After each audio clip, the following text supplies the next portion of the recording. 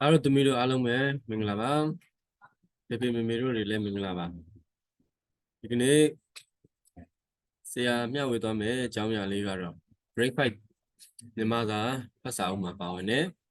သင်ခန်းစာနံပါတ်1တောင်ကြီးဖွားအောင်ဆိုတဲ့ကြပြအကြောင်းအရာလေးတွေကိုဆရာဒီနေ့မျှဝေပေးသွားမှာပဲဖြစ်ပါတယ်ဒီကြပြလေးကတော့ကြပြဆရာမောင်သက်ကျူရေးသားထားတဲ့တောင်ကြီးဖွားအောင်ဆိုတဲ့ကြပြလေးပဲဖြစ်ပါတယ်နော်ကြပြလေးကိုမဖတ်ခင်ပုံလေးကိုကြည့်လိုက်မယ်ဆိုလို့ရှိရင်ဒီနေရာမှာလူငယ်လေးတွေကတောင်တက်ခရီးကိုသွားနေကြတယ်ဒီမှာတောင်ကိုကြည့်လိုက်မယ်ဆိုလို့ရှိရင်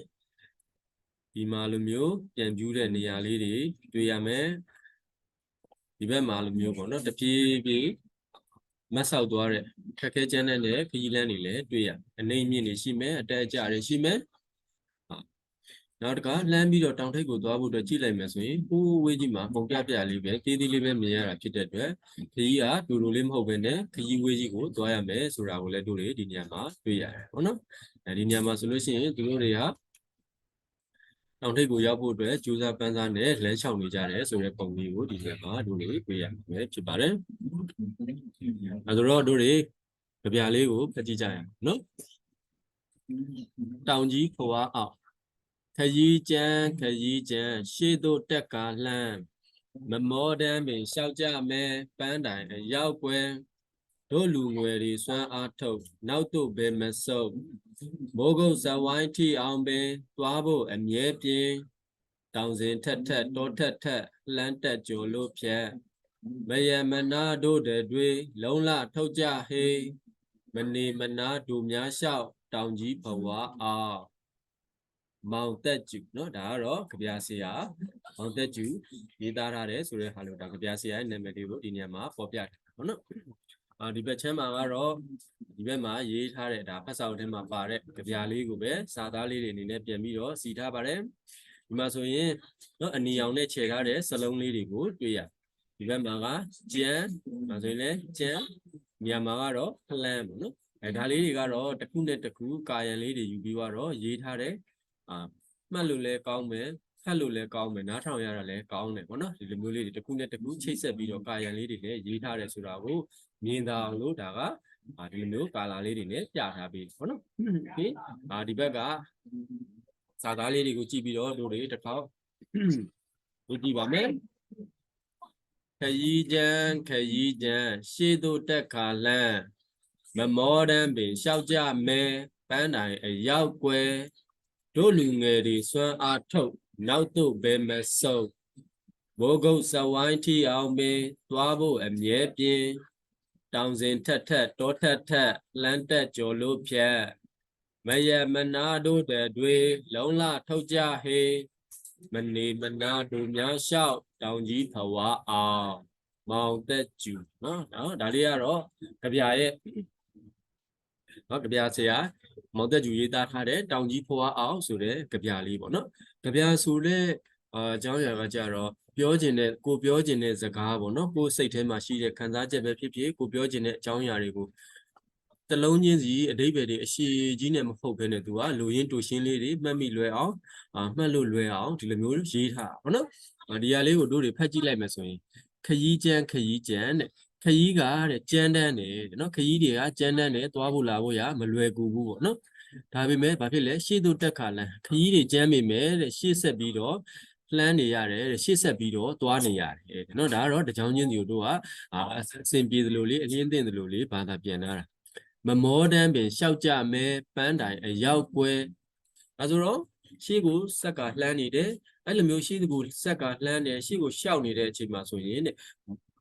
မောတယ်ပန်းတယ်ဆိုပြီးတော့သဘောမထားဘဲနဲ့မမောမပန်းပဲသူတို့တွေကရှေ့ဆက်လျှောက်နေကြတယ်တဲ့ဘယ်ကိုလျှောက်တာလဲဆိုတော့ပန်းတိုင်အရောက်ကွယ်ပန်းတိုင်ကိုရောက်ဖို့အတွက်မိမိရဲ့ပန်းတိုင်မိမိရဲ့ဘဝမျှော်မှန်းချက်ပေါ့နော်ဆရာဝန်ဖြစ်ချင်တယ်အင်ဂျင်နီယာဖြစ်ချင်တယ်ကျောင်းဆရာဖြစ်ချင်တယ်စသည်ဖြင့်ကိုရောက်ချင်တဲ့ပန်းတိုင်နော်ကိုရောက်ချင်တဲ့ပန်းတိုင်ကိုဖြစ်ချင်တဲ့အရာကိုဖြစ်ဖို့အတွက်မမောမပန်းပဲတဲ့ဆက်ပြီးတော့ရှောက်လန်းနေကြတယ်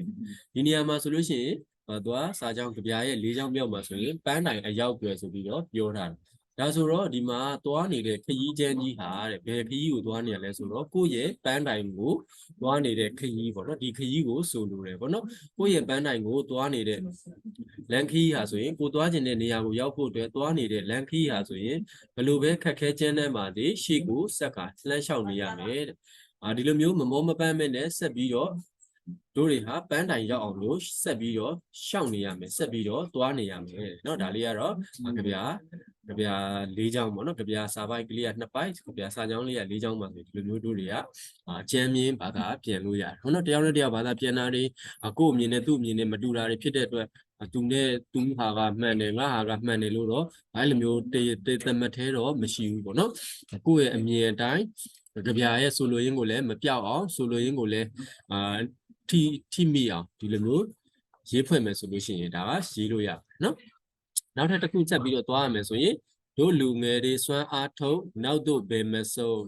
တို့လူငယ်တွေစွမ်းအားထုတ်တို့လူငယ်တွေမှာရှိတဲ့စွမ်းအားတွေခွန်အားတွေကိုတို့တွေကထုတ်လုပ်ပြီးတော့ထုတ်နှုတ်ပြီးတော့သုံးဆွဲရမယ်နောက်တို့ဘယ်မဆုံးနောက်မဆုတ်တမ်းမဲ့နဲ့ကြိုးစားရတို့ရဲ့လူငယ်တွေမှာနော်ဒီမှာဒါလေးတွေကဒါဆိုတော့ဒါလူငယ်လေးတွေပေါ့တို့လူငယ်တွေမှာရှိနေတဲ့စွမ်းအားတွေကိုထုတ်ပြီးတော့တဲ့လူရခီးပန်းနိုင်ကိုသွားတဲ့အခါမှာဘယ်တော့မှနောက်မဆုတ်ပဲတို့တွေသွားကြရမယ်နော်နောက်တစ်ခုကမိုးကုတ်ဆက်ဝိုင်းထီအောင်ပင်သွားဖို့အမြဲပြင်းမိုးကုတ်ဆက်ဝိုင်းထီအောင်ဆိုတော့ခီးကတဲ့တကယ်လို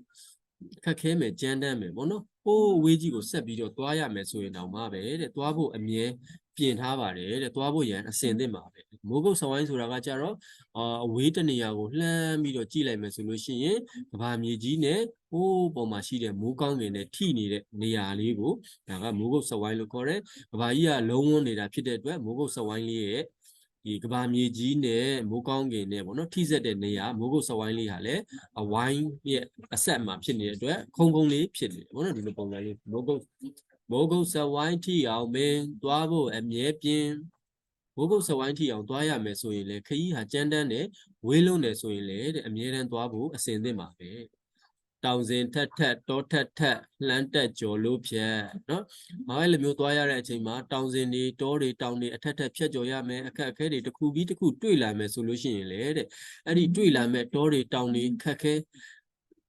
်အခဲတွေကိုတစ်ခုချင်းစီကြော်ဖြတ်ပြီးတော့သွားပါမယ်နော်မယမနာတို့တွေလုံလထုတ်ကြဟေးဒါလေးကတော့ကြပြရဲ့နောက်တစ်ပိုက်ပေါ့နော်မယမနာတို့တွေလုံလထုတ်ကြဟေးဒီလိုမျိုးတောတွေတောင်တွေကိုဖြတ်ကျော်သွားတဲ့အခါမှာဟာဒီနေ့တော့နည်းနည်းတမိုင်လောက်လမ်းလျှောက်လိုက်မယ်ပထမပြီးလဲပြီးတော့မလျှောက်တော့ပါဘူးဆိုပြီးရက်လိုက်မယ်အဲ့လိုမျိုးလှုပ်ချင်တဲ့အချိန်မှာထားလှုပ်မလှုပ်ချင်မဲ့နဲ့ရက်လိုက်အဲ့လိုမျိုးလှုပ်လို့မရဘူးတဲ့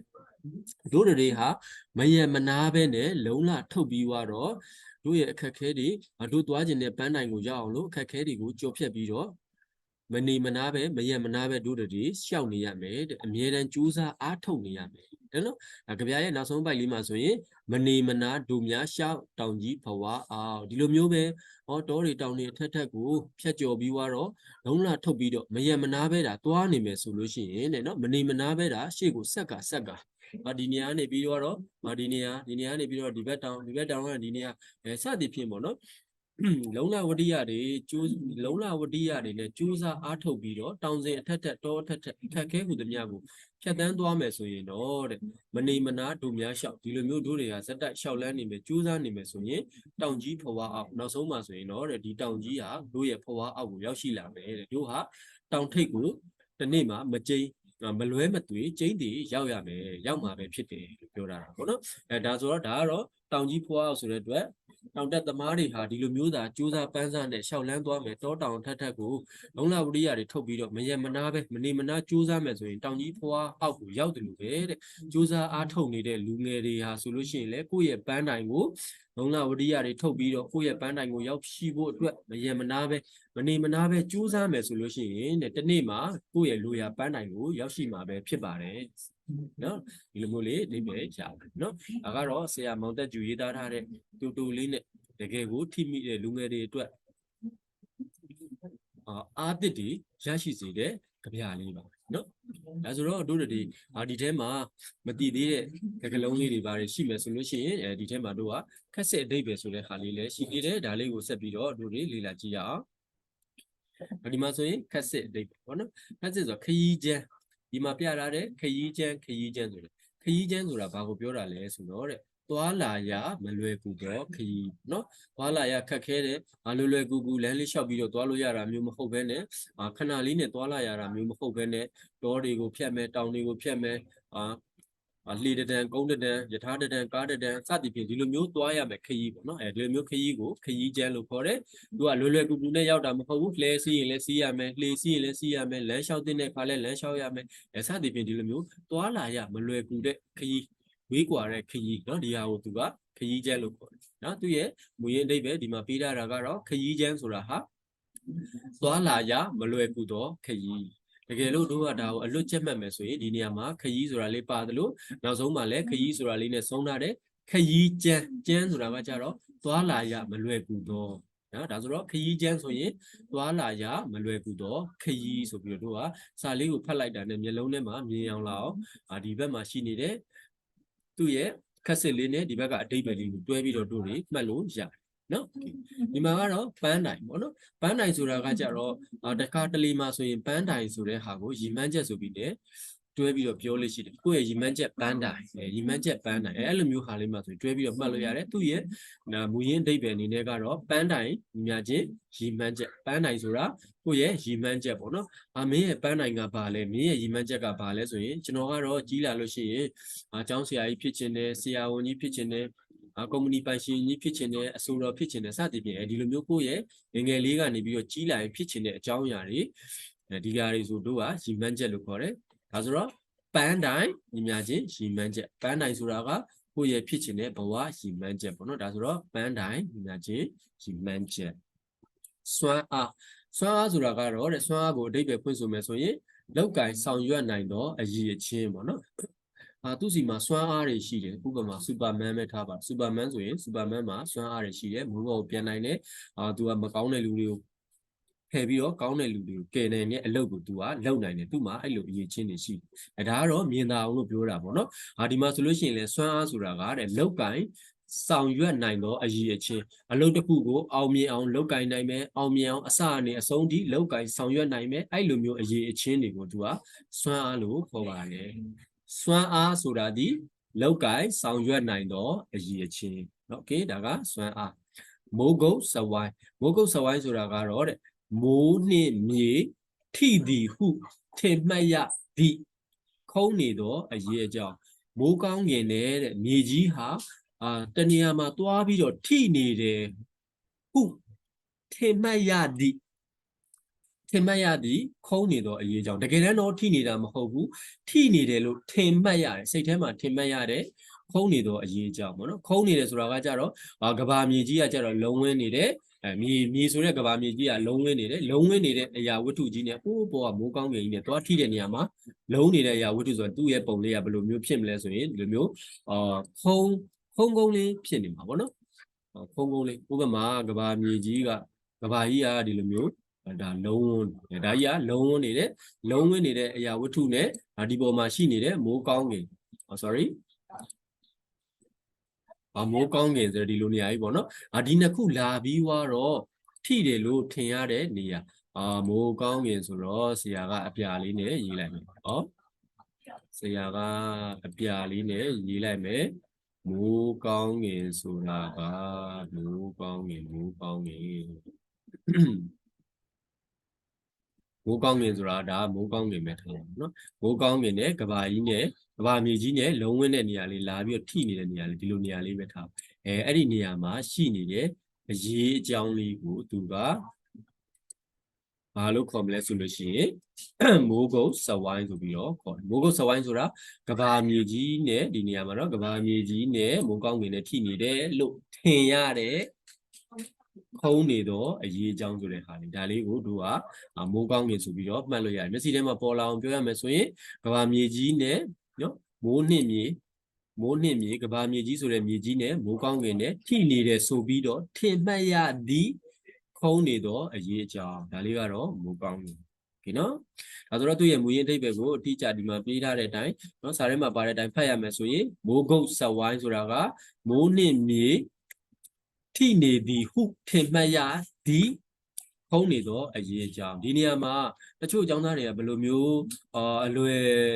သူတို့တွေစိတ်ထဲမှာเนาะလွယ်လွယ်ကူကူဖတ်လို့ရှိလဲဆိုတော့မိုးနှင့်ပြေထိနေသည်ဟုထင်မှတ်ရတော့ဆိုပြီးတော့သူကဒီနေရာမှာဖတ်တတ်တယ်နော်မိုးနှင့်ပြေထိသည်ဟုထင်မှတ်ရတော့ဒီမှာလဲတော့ဒီမှာလဲခုံးနေတော့ဆိုတော့တော့နှစ်ခုထက်နေအဲ့ဒါမျိုးဆိုရင်မှားတတ်တယ်ဒါကြောင့်မလို့တို့ကမိုးနှင့်ပြေထိသည်ဟုထင်မှတ်ရသည်ဒီမှာကတော့ဒီမှာကတော့ဒီအဲ့လိုမျိုးလေးဒီရဲ့ထဲမှာဒီမှာအောက်ကမြင်လေးထည့်လိုက်တယ်မိုးနှင့်မြေထိသည်ဟုထင်မှတ်ရသည်ခုံးနေတော့ဒီနေရာမှာကြမှာတော့အရေးအကြောင်းဆိုပြီးဒီလိုမျိုးလေးတို့တွေဖတ်လို့မှတ်လို့ရနော်ဒီနေရာမှာလဲထိသည်ဆိုတဲ့နေရာမှာထိနေဆိုပြီးတော့နေဆိုတဲ့စလုံးလေးလည်းထည့်တတ်သေးတယ်ဒါလေးလည်းသတိထားဖို့လိုမယ်တို့တွေနော်မိုးကောင်းကင်sorry မိုးကုတ်စဝိုင်းပေါ့နော်မိုးကုတ်စဝိုင်းဆိုတာကမိုးနှင့်မြေထိသည်ဟုထင်မှတ်ရသည်ခုံးနေတော့အရေးအကြောင်းဒီလိုမျိုးလေးတို့တွေတစ်ခုချင်းစီဖြည်းဖြည်းချင်းစီဆိုပြီးတော့မှတ်ဖို့ကြက်ဖို့လိုပါတယ်နော်လုံလဆိုတာကတော့ကြိုးစားအားထုတ်ခြင်းကိုပြောတာပါတဲ့လုံလစိုက်တယ်ဆိုတာကြိုးစားအားထုတ်တယ်လို့ပြောတာပေါ့မင်းတော်တော်လုံလနေတာပဲဆိုလို့ရှိရင်မင်းចောင်းသားဖြစ်ပြီးတော့နော်စာမကြက်ဘူးတော်တော်လုံလနေတာပဲဆိုလို့ရှိရင်ဒါမင်းចောင်းသားဖြစ်ပြီးတော့စာမလုပ်ပါလားကြိုးစားအားထုတ်မှုတွေစာမဖတ်ပါလားကြိုးစားအားထုတ်မှုတွေနဲပါလားဆိုတာကိုပြောတာပေါ့နော်သူ့ကိုဝိရိယလို့လည်းခေါ်တယ်တဲ့လုံလဝရိယဆိုပြီးတော့လေတို့တွေလုံလဝရိယထားရမယ်အောင်မြင်ခြင်းနဲ့ဆိုရင်လုံလဝရိယထားရမယ်ကိုဖြစ်ချင်တာတွေရဖို့အတွက်ကိုရောက်ချင်တဲ့နေရာကိုရောက်ဖို့အတွက်လုံလဝရိယတွေရှိဖို့လိုတယ်စသည်ဖြင့်ဒီမှာလုံလနဲ့ဝရိယကိုတွဲလေးရှိတယ်ဒါဆိုတော့လုံလဆိုတာဒီကြိုးစားအားထုတ်ခြင်းဝရိယကြိုးစားအားထုတ်ခြင်းဝရိယဆိုပြီးတော့တန်းပြီးတော့တို့ကပါဇက်ကနေဆိုကောင်းဆိုလိုက်မယ်ဒါပေမဲ့ဒီနေရာမှာပုတ်ကလေးချထားတယ်ဆိုတာကိုတို့တွေအမှတ်ရဖို့လိုမယ်ရေးတဲ့ခါမှာဒါလေးကိုမမေ့ဖို့လိုတယ်ပေါ့နော်လုံလကြိုးစားအားထုတ်ခြင်းဝရိယနော်ဒါလေးကတော့ခက်စစ်အတိတ်ပဲနော်ခက်စစ်အတိတ်ပဲကိုရပြီဆိုလို့ရှိရင်တို့တွေကနော်ဘာကိုဆက်ပြီးတော့လေ့လာမလဲဆိုတော့တောင်ကြီးဖွားအောက်ဆိုတဲ့ကြပြာကိုဖတ်ပြီးတော့ကြပြာကိုကိုနားလဲတယ်လို့ကိုနားလဲတယ်လို့အတိတ်ပဲပြန်ဆိုပြီးတော့စကားပြေးလေးဖွက်ကြည့်ရအောင်ဟင်ဒါကတော့တောင်ကြီးဖွားအောက်စကားပြေးပေါ့နော်ဒါကဆရာရဲ့အမြင်နဲ့ရေးထားတဲ့ဟာပေါ့နော်ဒါကြောင့်မလို့တခြားသူတွေရေးထားတဲ့စကားပြေပြန်ဆိုထားတဲ့ဟာလေးတွေအဓိပ္ပာယ်လေးရှိလိမ့်မယ်အဲ့ဒါလေးတွေကလည်းသူနဲ့သူမှန်တယ်ဒါကလည်းဆရာအမြင်နဲ့ဆရာရေးထားတာသူတို့ကလည်းသူတို့အမြင်နဲ့သူတို့ရေးထားတာပေါ့နော်ဘယ်ဟာကတော့မှန်တယ်ကိုပြောလို့ကိုရေးထားလို့ဒါကြီးကပဲမှန်တယ်ဟိုဟာကတော့မှားတယ်ဆိုပြီးတော့အဲ့လိုမျိုးမရှိပါဘူးနော်ဒါဆိုတော့တောင်ကြီးဖွားအောက်စကားပြေမှာပထမအဆုံးကြပြစာပိုက်ကလေးကတော့ခရီးချမ်းရှေ့သို့တက်ကာလှမ်းဒီမှာဆိုရင်ခရီးချမ်းရှေ့သို့တက်ကာလှမ်းတဲ့သူ့ရဲ့ကြပြစာသားလေးကိုစကားပြေပြန်ဆိုလိုက်မယ်ဆိုရင်မိမိလိုရာပန်းတိုင်ကိုတွားသောခရီးသည်ညီမြခက်ခဲကြမ်းတမ်းစေကမူရှေ့သို့ဆက်ကလှမ်းလျှောက်ရပါဒီနေရာမှာကတော့ခရီးချမ်းရှေ့သို့တက်ကာလှမ်းအဓိပ္ပာယ်ဆိုလို့ရှိရင်ခရီးကညီမြပဲခက်ခဲကြမ်းတမ်းစေကမူရှေ့သို့ဆက်ကရှောက်လန်းကြရပါမယ်ပေါ့နော်ဒီလိုလေးပဲတို့ကအဓိပ္ပာယ်ပြန်ဆိုလို့ရတယ်ဒီမှာဆိုရင်သူ့ရဲ့မူရင်းအနေနဲ့ပေါ့နော်သူ့ရဲ့မူရင်းအတိုင်းတို့တွေပြန်မယ်ဆိုရင်ခရီးချမ်းရှေ့သို့ဆက်ကလှမ်းဆိုတာကကြာရှေ့သို့တက်ကလှမ်းဆိုတာဒီခရီးကမြည်မြပဲကြမ်းတမ်းစေကမူရှေ့သို့ဆက်ကရှောက်လန်းရမယ်ဆိုပြီးတော့တို့ကဒီလိုမျိုးပြန်လို့ရတယ်။ဒါပေမဲ့ဒီရှေ့မှာမိမိလိုရပန်းတိုင်တို့ဆိုပြီးတော့နော်ဒီဟာလေးကိုထည့်ထားတယ်။ဒါကကြတော့ဘယ်မှာပါတာလဲဆိုလို့ရှိရင်ဒီမှာဒုတိယစာကြောင်းလေးကိုတို့တွေဆက်ပြီးတော့ဖတ်လိုက်မယ်ဆိုလို့ရှိရင်ဒီမှာမြင်ရတာကဘာလဲဆိုတော့မမောတန်းပင်ရှောက်ကြမယ်ပန်းတိုင်အရောက်ွယ်ဆိုတဲ့နေရာမှာဒီနေရာမှာပန်းတိုင်ဆိုတာလေးရှိတယ်ပေါ့နော်ဒါဆိုတော့ပထမစာပိုက်နဲ့ဒုတိယစာပိုက်ကိုပေါင်းလိုက်မယ်ဆိုရင်ကိုယ့်ရဲ့ပန်းတိုင်ကိုဒီမှာနော်မိမိလိုရာပန်းတိုင်တို့သွားတော့ခရီးသည်ဆိုတဲ့ဟာလေးဒီကပန်းတိုင်ဆိုတာလေးကိုယူပြီးတော့ဒီဘက်ရှေ့မှာထည့်လိုက်တယ်မိမိလိုရာပန်းတိုင်တို့သွားတော့ခရီးသည်မိမြပင်ခက်ခဲကြမ်းတမ်းစေကမူနော်ခက်ခဲကြမ်းတမ်းစေကမူရှေ့သို့ဆက်ကရှောက်လန်းကြရပါမယ်ရှေ့သို့တက်ခါလှမ်းဆိုတဲ့ဟာကိုရှေ့သို့တက်ကရှောက်လန်းကြရပါမယ်ဆိုပြီးတော့ဒါကစကားပြေပြန်ဆိုထားတယ်နောက်တစ်ခုကကြတော့နောက်တစ်ပိုက်မှာဆိုရင်မမောတန်းပင်ရှောက်ကြမယ်ပန်းတိုင်အရောက်ကွယ်နော်ဒါဟိုဘာသာပြန်မယ်ဆိုတာထက်ကိုခက်စစ်စကားပြေပြန်ဆိုမယ်ဆိုရင်ပေါ့စကားပြေပြန်ဆိုမယ်ဆိုရင်ပန်းတိုင်ကိုရောက်ဖို့အတွက်မမောတန်းမပန်းနဲ့ ရှောက်လန်းရပါမယ်เนาะဒီမှာဆိုရင်တော့ပန်းနိုင်ကိုရောက်ဖို့အတွက်မမောမပန်းဆက်လက်ပြီးတော့ရှောက်လန်းကြရပါမယ်ဒီเนาะဒါဆိုတော့ပထမကြပြစာပိုက်လေးကိုစကားပြေပြန်ဆိုလိုက်မယ်ဆိုရင်မိမိလိုရာပန်းနိုင်တို့ဒါမှမဟုတ်ရင်လည်းတို့အများအနေနဲ့သုံးညင်တယ်ဆိုရင်လည်းမိမိတို့လိုရာပန်းနိုင်တို့သွားတော့ခရီးသည်ဒီမြခက်ခဲကြမ်းတမ်းစေကမူရှေ့သို့ဆက်ကရှောက်လန်းကြရပါမယ်ပန်းနိုင်ကိုရောက်ဖို့အတွက်မမောမပန်းဆက်လက်ရှောက်လန်းကြရမှာမယ်မမောရဲမပန်းနဲ့ဆက်ပြီးတော့ဆက်ကရှောက်လန်းနေရပါမယ်ဆက်ပြီးတော့သွားနေရပါမယ်နော်ဒီလိုမျိုးအဓိပ္ပာယ်ရပါတယ်ဆက်ပြီးတော့သွားလိုက်ရအောင်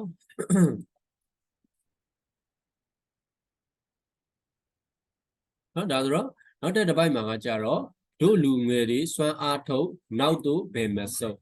နော်တို့လူငယ်တွေစွမ်းအားထုတ်နောက်သို့ဘယ်မဆုပ်ဆိုတဲ့ဟာလေးကိုတို့တွေစကားပြေပြန်ဆိုရအောင်အဲဆိုတော့သူ့ရဲ့ဆိုလိုရင်းကဘာလဲဆိုလို့ရှိရင်တို့လူငယ်တွေဆိုတဲ့အတွက်ဒီကြပြမှာခရီးလမ်းကိုရှောက်လန်းနေတဲ့သူတွေဟာတဲ့လူငယ်တွေဆိုပြီးတော့ကြပြဆရာကတုံထားတယ်တို့လူငယ်တွေစွမ်းအားထုတ်တို့လူငယ်တွေမှာရှိနေတဲ့စွမ်းအားတွေကိုထုတ်ရမယ်ပြီးတော့နောက်သို့ဘယ်မဆုပ်ဘယ်တော့မှနောက်မဆုပ်ဘူးတဲ့နော်တို့လူငယ်တွေရဲ့စွမ်းအားတွေအကုန်ထုတ်ပြီးတော့ဘယ်တော့မှနောက်မဆုပ်ပဲဆက်လျှောက်ကြရပါမယ်နော်ဆက်လျှောက်ကြရပါမယ်ဒီနော်တို့လူငယ်တွေရဲ့စွမ်းအားတွေအကုန်ထုတ်ပြီးတို့လူငယ်တွေစွမ်းအားထုတ်ဆိုတဲ့နေရာမှာတို့လူငယ်တွေရဲ့စွမ်းအားတွေကိုအကုန်ထုတ်ပြီးတော့နောက်သို့ဘယ်မဆုပ်ဆိုတဲ့ဟာကိုကြတော့ဘယ်တော့မှနောက်မဆုပ်ပဲဆက်လျှောက်ကြရပါမယ်ဆိုပြီးတော့ဆရာကစကားပြေပြန်ဆိုထားပါတယ်โอเคနောက်တစ်ပိုက်ကတော့မိုးကုတ်စဝိုင်းထိအောင်ပင်သွားဖို့အမြဲပြင်းဒီနော်မိုးကုတ်စဝိုင်းထိအောင်မိုးကုတ်စဝိုင်းထိအောင်တဲ့သွားဖို့အမြဲတမ်းပြင်ဆင်ထားပါတယ်တဲ့မိုးကုတ်စဝိုင်းထိအောင်သွားဖို့အတွက်အမြဲတမ်းပြင်ဆင်ထားပါတယ်အစင်သင်းလုပ်ထားပါတယ်အမြဲတမ်းကို ready ပါပဲတဲ့နော်ဒါကတော့အဲဒါတော့ဒီမှာပါစကားပြေပြန်ဆိုထားတာလေးကိုကြည့်ရမယ်ဆိုရင်မိုးကုတ်ဆက်ဝိုင်းထိအောင်ဒါတော့မိုးကုတ်ဆက်ဝိုင်းထိအောင်ပင်ဆိုတဲ့ဟာလေးကိုစကားပြေပြန်ဆိုလိုက်တော့မိုးကုတ်ဆက်ဝိုင်းထိအောင်သွားဖို့ဆိုတဲ့နေရာမှာသွားရမယ်ဆိုပါကလည်းသွားဖို့နော်အမြဲပြင်သွားရန်စိတ်အားထက်သန်နေပါတယ်အမြဲတမ်းပြင်ဆင်ထားပါတယ်အစဉ်သင်းဖြစ်နေပါတယ်မိုးကုတ်ဆက်ဝိုင်းထိအောင်ပင်ဆိုတာကိုမိုးကုတ်ဆက်ဝိုင်းထိအောင်ဆိုပြီးတော့ပြန်ဆိုထားတယ်သွားဖို့အမြဲပြင်ဆိုတဲ့နေရာမှာသွားရမယ်ဆိုပါကလည်းသွားရန်စိတ်အားထက်သန်နေပါတယ်သွားဖို့ရန်အစဉ်သင့်ပါပဲတဲ့နော်ဒီလိုမျိုးဘာသာပြန်လို့ရတယ်သွားဖို့ရန်စိတ်အားထက်သန်နေပါတယ်လို့ရေးထားတယ်နောက်မို့ရင်နောက်တစ်ယောက်ကသွားဖို့ရန်အမြဲတမ်းအစဉ်သင့်ပါပဲဒီလိုမျိုးရေးမယ်ဆိုလို့ရှိရင်လည်းရတယ်နော်ဒါကတော့နမူနာဘာသာပြန်ဆိုထားတာနမူနာစကားပြေပြန်ဆိုထားတာဖြစ်တဲ့အတွက်ကိုယ့်စီမှာရှိနေတဲ့ကိုယ့်အမြင်နဲ့ကိုရေးထားတာလေးတွေကအကုန်လုံးမှန်ပါတယ်နော်အဓိကတော့စလုံးပေါင်းတပ်ပုံလေးတွေမှန်ဖို့ဆိုလိုရင်းကြပြဒီကြပြရဲ့အဓိပ္ပာယ်ကနေပြီးတော့အားကြီးလွဲထွက်ပြီးတော့ဘေးကိုချော်မထွက်သွားဖို့ဒါဆိုလို့ရှိရင်ရနော်ဒါဆိုတော့တို့လူငယ်တွေစွမ်းအားထုတ်နောက်သို့ဘယ်မဆုပ်နော်ဒီကြပြရဲ့ဆိုလိုရင်းအဓိပ္ပာယ်ကတို့လူငယ်တွေရဲ့စွမ်းအားတွေအကုန်ထုတ်ပြီးဘယ်တော့မှနောက်မဆုပ်ပဲဆက်လျှောက်ကြပါမည်မိုးကုတ်ဆက်ဝိုင်းထိအောင်ပင်သွားဖို့အမြဲပြင်မိုးကုတ်ဆက်ဝိုင်းထိအောင်သွားရမယ်ဆိုပါကလည်းသွားရမည်ပေါ့နော်ဒါစာနဲ့ပြောမယ်ဆိုရင်တော့မည်စကားနဲ့ပြောမယ်ဆိုရင်တော့သွားရမယ်ပေါ့နော်မိုးကုတ်ဆက်ဝိုင်းထိအောင်သွားရမည်ဆိုပါကလည်းသွားရမယ်ဆိုပါကလည်းသွားရန်စိတ်အားထက်သန်နေပါတယ်တဲ့သွားဖို့ရန်အစဉ်သင့်ပါပဲနော်ဒီလိုပုံစံလေးစကားပြေပြန်ဆိုလို့ရပါတယ်တော့ဒါကတော့ကြပြရဲ့နောက်ဆုံးပိုက်နောက်ဆုံးပိုက်ကလေးမှာဆိုလို့ရှိရင်တောင်စဉ်ထက်တောထက်လှမ်းတက်ကြော်လို့ဖြက်တောင်စဉ်ထက်တောထက်လှမ်းတက်ကြော်လို့ဖြက်အဲဆိုတော့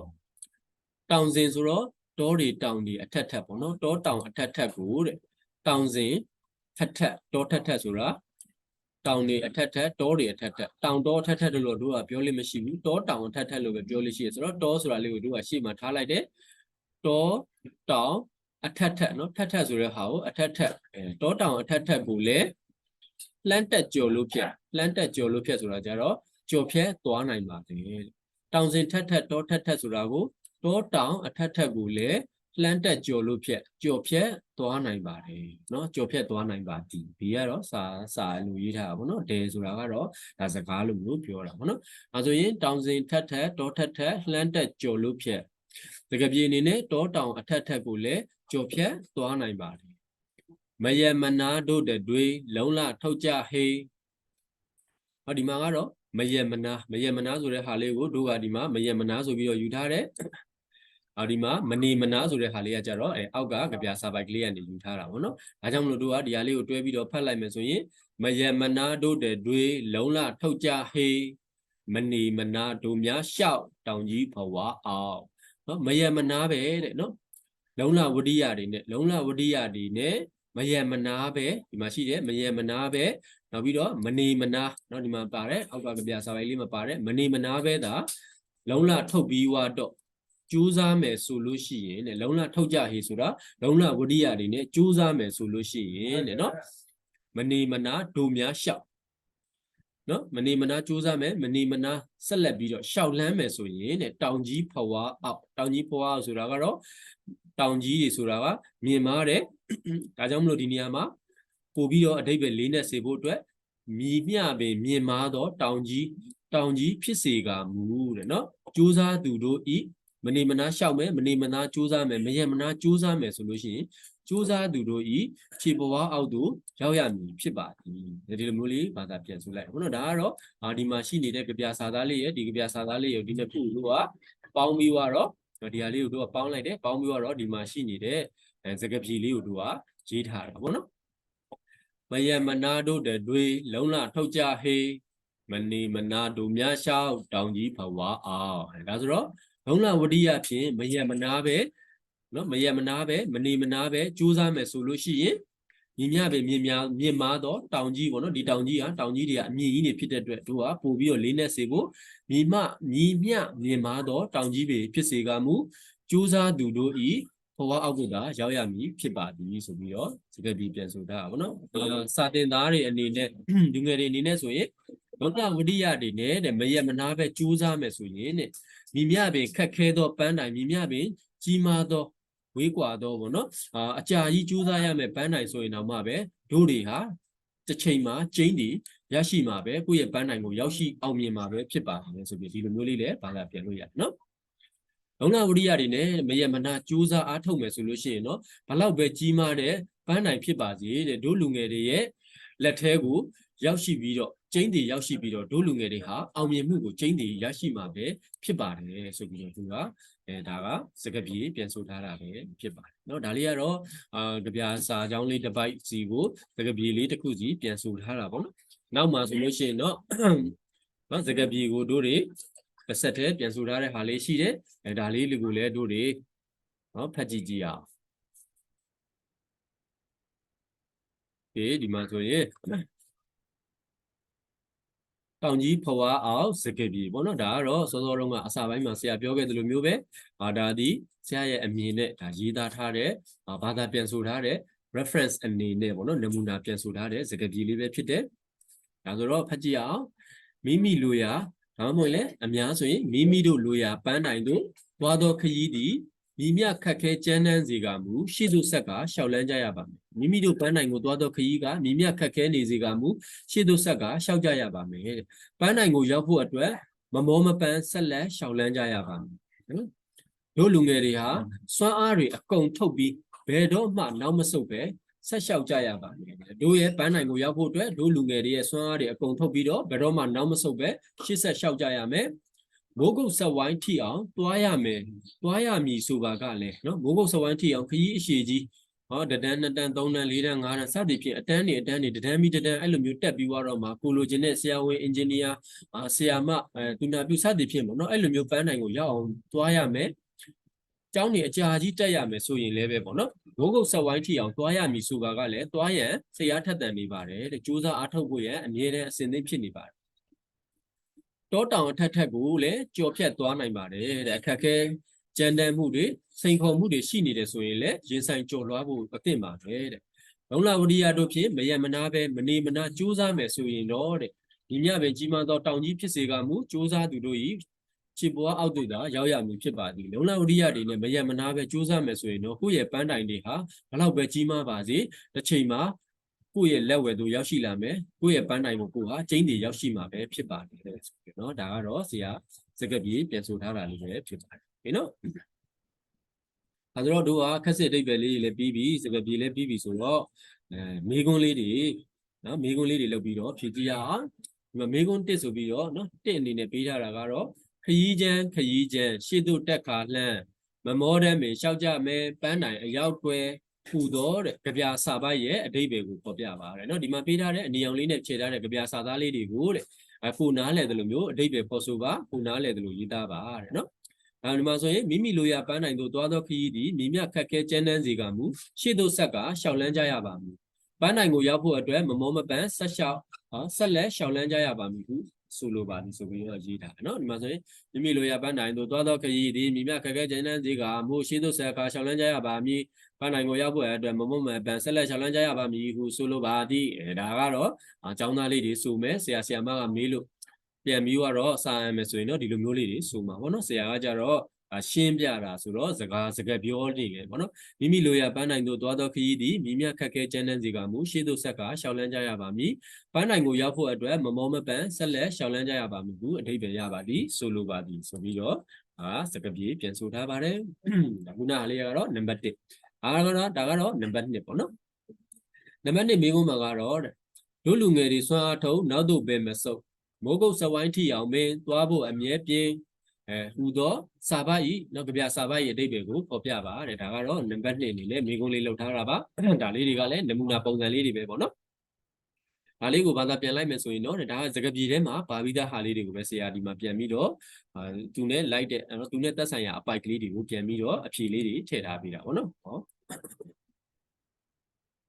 ဒီကြပြရဲ့ဆိုလိုရင်းကတော့တို့လူငယ်တွေရဲ့စွမ်းအားတွေအကုန်ထုတ်ပြီးဘယ်တော့မှနောက်မဆုတ်ပဲဆက်လျှောက်ကြရပါမည်မိုးကုတ်စဝိုင်းထီအောင်တွားရမည်ဆိုပါကလည်းတွားရန်စိတ်အားထက်သန်နေပါသည်ဟုဆိုလိုပါတယ်ဆိုပြီးတော့ဒါကဆရာက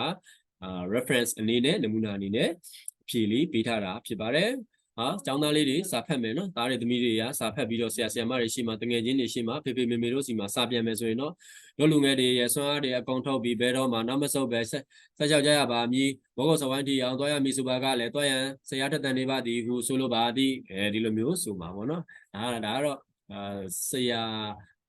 ာအသက်အရွယ်ကွာသွားတာဖြစ်တဲ့အတွက်အသက်အရွယ်ကွာတယ်ဆိုတာသားတို့သမီးတို့နဲ့ဆရာတို့ကကြတော့ဒါနဲ့မှာအသက်တွေကွာသွားတာဆိုတော့သားတို့လိုမျိုးဒါတို့လိုမျိုးသမီးတို့လိုမျိုးဖြစ်အောင်เนาะဒီစကားစာဆိုပြရတယ်ဆိုပေမဲ့နည်းနည်းလေးတော့ထောက်နေတာလေးကွဲလွဲတာလေးတော့ရှိမှာပေါ့နော်ဒါကတော့တရုပ်ဆောင်တော့လေနော်ဒါနည်းနည်းပါတော့လေတို့လူငယ်တွေရဲ့စွမ်းအားတွေအကုန်ထုတ်ပြီးဘယ်တော့မှနောက်မဆုတ်ပဲဆက်လျှောက်ကြရပါမည်မိုးကုတ်စဝိုင်းထီအောင်တွားရမည်ဆိုပါကလည်းတွားရန်စိတ်အားထက်သန်နေပါသည်ဆိုပြီးတော့ဒါနံပါတ်2မိကုန်းရဲ့အဖြေလေးကိုဒီလိုလေးပေးထားပါတယ်မိကုန်းနံပါတ်3တောင်စင်ထက်ထက်တောထက်ထက်လမ်းတက်ကြော်လို့ဖြတ်မယမနာတို့တွေလုံလာထုတ်ကြဟဲမနေမနာတို့များလျှောက်တောင်ကြီးဘဝအောင်နော်ဟူသောစာပိုက်ဤကြပြစာပိုက်ရဲ့အဓိပ္ပာယ်ကိုဖော်ပြပါကြပြစာပိုက်ကိုစကားပြေပြန်ဆိုပါမိမိဘာမှမဟုတ်လေမိမိနားလဲတယ်လို့ရေးပါစသည်ဖြင့်ဒီလိုမျိုးမိကုန်းပုံစံလေးလာလိုက်မယ်ဒါဆိုရင်တို့ကဘယ်လိုပြန်ဆိုလဲဆိုတော့တောတောင်ထက်ထက်ကိုလည်းကြော်ဖြတ်သွားနိုင်ပါတယ်လုံလဝရိယတို့ဖြင့်မယမနာပဲမနေမနာကြိုးစားမယ်ဆိုရင်မြင်မာသောညီမြမြင်မာသောတောင်ကြီးဖြစ်စေကမူကြိုးစားသူတို့၏ခြေပေါ်အောက်သို့သာရောက်ရမည်ဟုဆိုလိုပါသည်ရောက်ရမည်ဖြစ်ပါသည်ဟုအဓိပ္ပာယ်ရပါသည်စသည်ဖြင့်ဒီလိုမျိုးဖြေလို့ရပါနော်တောတောင်ထက်ထက်ကိုလည်းကြော်ပြတ်သွားနိုင်ပါသည်လုံလဝရိယတို့ဖြင့်မယမနာပဲမနေမနာကြိုးစားမယ်ဆိုရင်မြင်မာသောတောင်ကြီးဖြစ်စေကမူကြိုးစားသူတို့၏ခြေပေါ်အောက်သို့ရောက်မည်ဖြစ်ပါသည်ဟုဆိုလိုပါသည်ဒီလိုမျိုးလဲဆိုလို့ရတယ်နော်ဒါကတော့တရုပ်ဆောင်ပြကျောင်းသားအနေနဲ့တရုပ်ဆောင်ပြီးတော့ဆိုပြအောင်နော်ဒါဆိုတော့နည်းနည်းလေးတော့ကွဲပြတာလေးရှိလိမ့်မယ်ဟောဒါလေးကတော့ဒီနေ့နော်ဆရာ sharing လုပ်ပေးခဲ့တဲ့အကြောင်းအရာလေးကတော့ပစ္စမာတန် grade 5မြန်မာစာသင်ခန်းစာမှာပါရှိတဲ့သင်ခန်းစာနံပါတ်1တောင်ကြီးဖွားအောင်ကြပြဆရာမောင်သက်ကျူရေးသားထားတဲ့တောင်ကြီးဖွားအောင်ဆိုတဲ့ကြပြလေးကိုဒါကဆရာကစကားပြေပြန်ဆိုပြပေးတာကြပြရဲ့ဆိုလိုရင်းအဓိပ္ပာယ်လေးတွေကိုဆရာရဲ့အမြင်အတိုင်းလေး sharing လုပ်ပေးတာပေါ့နော်မျှဝေပေးတာပဲဖြစ်ပါတယ်ဒီနေရာမှာဆိုရင်တော့ဆရာမောင်သက်ကျူဆိုပြီးတော့ဒီဟာလေးကိုမြင်လိုက်လို့မိကုန်းလေးတစ်ခုဒါဘယ်လိုမျိုးလုပ်လို့ရသေးလဲဆိုတော့တောင်ကြီးဖွားအောင်ကြပြကိုရေးသားတော့စာဆိုဤအမည်ကိုဖော်ပြပါဆိုလို့ရှိရင်ကြပြဆရာမောင်သက်ကျူဖြစ်ပါသည်လို့လည်းရေးလို့ရတယ်မောင်သက်ကျူဖြစ်ပါသည်လို့လည်းရေးလို့ရပါတော့ဒီလိုမျိုးလေးလည်းမိကုန်းမေးလို့ရတချို့ကြပြတွေကကြတော